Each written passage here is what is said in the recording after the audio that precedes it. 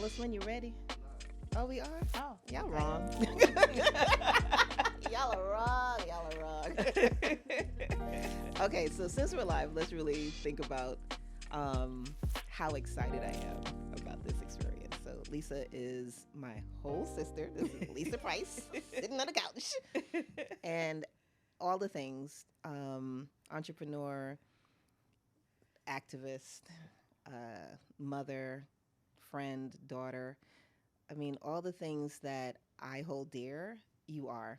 And I was just saying, like, when's the first time, we all experienced your products? I remember just being a young mother, and you had like the products where it was in the I think it was like the jars that had the sea salt in the bottom and the oils in the shell. And I thought I was just getting into everything because I would just take a shower after I put the kids to bed. It was a whole ritual. I would just scrub down and shea butter up and smell so good and just sit there going, I'm not going anywhere but here. And this is what I needed. Could you tell me first, thank you for being here, and second, how did this all start? Like, where did this experience of being able to make magic and potions, where did that come from? It started with a love for fragrance. So I've been in love with fragrance for as long as I can remember. And the first memories I have of scent are my grandmother's Chanel #5 that she kept on her dresser, the smell of my mother's cheek, and she always used Pond's cold cream on her face. And I just remember her face being really soft, and then whatever that Pond's smell Was, is. yeah. And roses. My Nana had roses in her backyard. And when I was 5, I was a flower girl for my Aunt Judith's wedding. And I was given a basket of rose petals by the florist. And the florist said, you're going to throw them on the ground when you walk down the aisle. And then your aunt is going to walk behind you. I remember this story. And I looked at the rose petals and I was like, I can't throw these on the floor. It's a whole basket of rose petals. And I'm 5, right? Like, no one had ever given me a basket of rose petals. Understood the value. And so as I walked down the aisle, my aunt tells this story that I stood her up at her own wedding because I took out one petal at You a can time. have this. Yes, so it was da da da da petal, da da da da petal, Keeping the rest for me. and I got to the front, and I still had a whole basket of rose petals. So I feel like that's how you've led your life. Like, you give so much, but what I've experienced with you, in as much as you give, you figured out a way to leave a lot for yourself. When we opened up this space, I think it was September or so, almost 6 years now. I remember you coming in. It was still smelling like paint. It was still crazy in here. We were just like, we got to open up and get people on these tables, right? You came in, and I'd already been seeing you at your home, and you said, I don't know, and I'm telling this story, right? I don't know. Spirit just told me I need to give you this. And you gave me an envelope, and it was just like, it was money, right? But it was like, whatever the amount of money it was you understanding the amount of effort that was being put to make this experience happen. And when you're building your dream, sometimes the resources, you don't have it. But being resourceful means that you open your heart and you allow the people that you love to come in and love up on you. How do you, because I know how you do it for others, how do you allow people to love up on you? And how important is that for you? I won't say that I don't allow people to love up on me, because I do. But when it does happen, I tend to be so surprised by it. I was. I guess I don't expect it. I know that it's what the universe does, but I never expect it. So when it happens, it's so wonderful. just this week, I had a conversation with a friend, and she needed to talk about business things and didn't have anybody else in her life that she could talk to. And Ooh, she was child. like, the only person I know who's gone through this is Lisa. And she sent me a huge bouquet of flowers the same day. Like, we spoke in the morning at 11, and by 6 o'clock I had flowers. Now, I didn't speak to her expecting Of anything. course, yeah.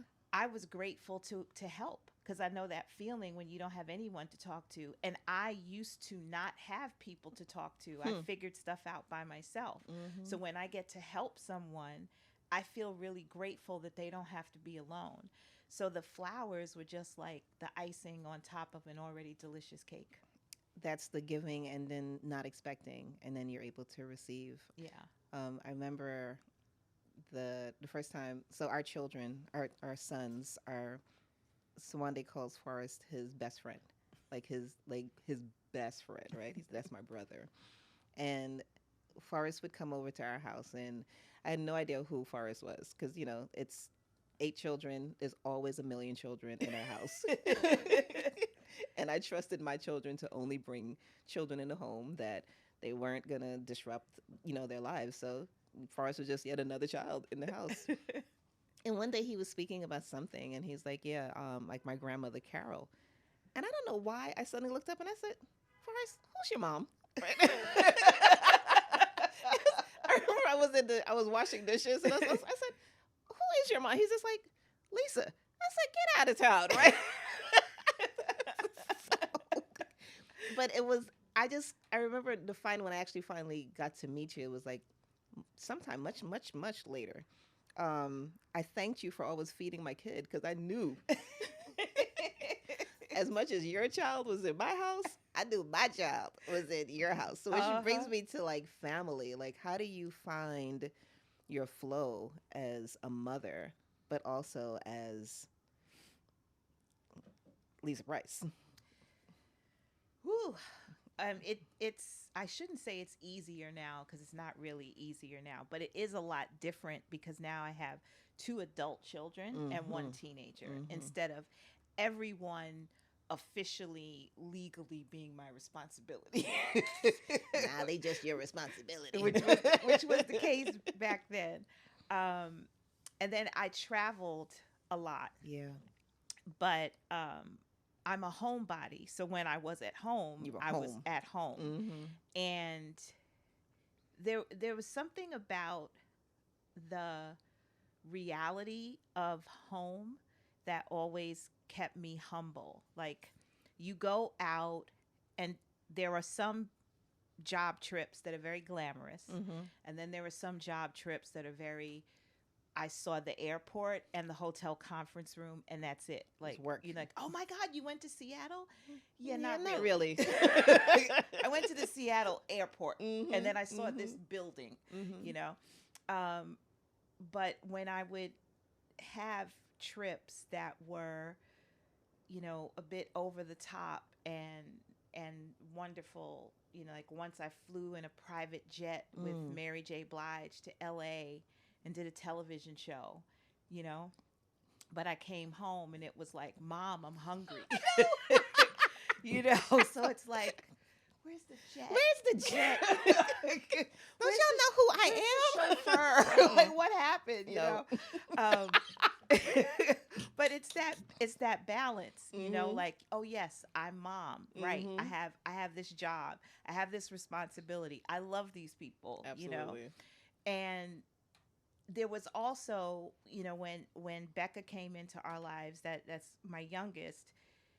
Forrest and Ennis were 9 and 10, Mm. and she's a baby. Mm-hmm. So when I would speak at events and things like that, and people would ask, how do you juggle? They would say, how do you balance, actually? How do you balance everything? And your And answer was, it's not it's not a balancing, it's balance. a juggling act, Mm-hmm. And I would just say, I just tell myself, don't drop the baby. Because if the other two fall, They're 9 and 10. They're gonna get a They little gonna be all bump. right. Don't drop They'll the be fine, but baby. I can't drop the baby Drop because the baby. she could really get hurt. Mhm. But it's just a metaphor for you really have to focus on what's important, Yeah. and you got to let the BS go. Yeah. And once I was at a conference where a woman was speaking, and she was a very powerful executive at a time when there were hardly any female executives, Mhm. and she was probably the one unicorn who was female and black. And she Hmm. said that she came home one night and her husband had given everybody breakfast for For dinner? dinner. And at first she's appalled, Mhm. like how could Pancakes? how could they have breakfast for.